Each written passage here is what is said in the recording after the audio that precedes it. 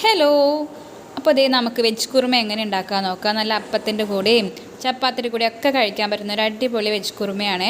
അപ്പോൾ അതിലേക്കായിട്ട് നമ്മൾ green peas വേണം, ഉരുളക്കിഴങ്ങ്, ക്യാരറ്റ്, സവോള, പച്ചമുളക്, ഇഞ്ചി, വെളുത്തുള്ളി ചതച്ചത്, കുറച്ച് ഉപ്പ്, കുറച്ച് കുരുമുളക് പൊടി എല്ലാം ചേർത്തിട്ട് നന്നായിട്ടൊന്ന് തിരുമ്മി കുറച്ച് വെള്ളം കൂടി ഒഴിച്ചിട്ട് വേവിക്കാൻ വെക്കാം. 2 വിസിൽ മതിയാവും കേട്ടോ. പിന്നെ അതിലേക്ക് വേണ്ടത് തേങ്ങയാണ്. തേങ്ങ നന്നായിട്ട് അടിച്ചെടുത്തിട്ട് 2-ാം പാലും 1-ാം പാലും ഒക്കെ ഒന്ന് എടുത്ത് വയ്ക്കുക. ഒരു പാൻ എടുത്ത് അതിലേക്ക് നല്ല പച്ച വെളിച്ചെണ്ണ ചേർക്കുക, കടുക് പൊട്ടിക്കുക, പിന്നെ അതിലേക്ക് പട്ട, ഗ്രാമ്പു, ഏലക്ക, പിന്നെ വേണ്ടത് കുറച്ച് അണ്ടിപ്പരിപ്പ്, കറിവേപ്പില, പിന്നെ നമ്മൾ വേവിച്ച് വെച്ചിട്ടുള്ള പച്ചക്കറികളുണ്ടല്ലോ അതും കൂടി ചേർക്കുക. എന്നിട്ട് 2-ാം പാൽ ചേർത്തിട്ട് നന്നായി തിളയ്ക്കുമ്പോൾ കുറച്ച് മല്ലിപ്പൊടിയും ഗരം മസാല പൗഡറും കൂടി ചേർത്തിട്ട് നന്നായി തിളപ്പിക്കുക. നന്നായി തിളച്ചതിന് ശേഷം നമുക്ക് 1-ാം പാൽ ചേർത്ത് കൊടുക്കാവുന്നതാണ്. അതിനുശേഷം തിളപ്പിക്കാൻ പാടില്ല കേട്ടോ. അതിനുശേഷം പച്ച വെളിച്ചെണ്ണയും കൂടി തൂവിയിട്ട് നമുക്ക് വാങ്ങി വെക്കാവുന്നതാണ്. നമ്മുടെ വെജ് സ്റ്റൂ റെഡി ആയിട്ടുണ്ട്.